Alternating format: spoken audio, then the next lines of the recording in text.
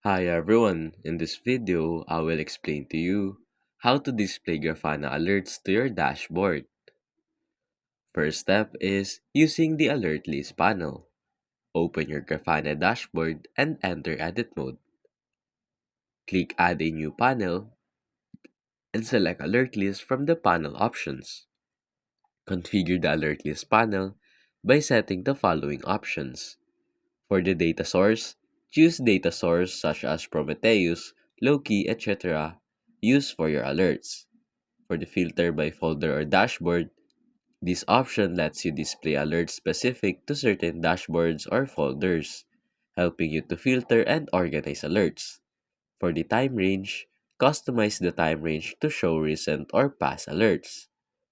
For the display options, you can adjust the visual setting like sorting order, show only active alerts, or include resolve alerts as well. Lastly, save the panel to see alerts displayed in list format on your dashboard. Second step is using annotations for alert visualizations. Open the dashboard you want to add alerts to. In the dashboard settings, navigate to annotations and click add annotation query. Configure annotation query for the data source. Choose the data source where the alerts are stored. For the query, enter a query that returns timestamps or event markers associated with alerts. For the time range, set a time set a time range if you want annotations to appear only within a specific period.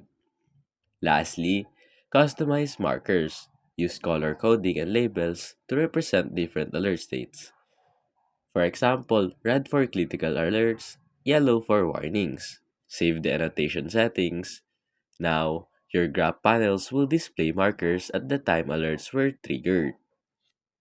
Lastly, integrating external alert sources.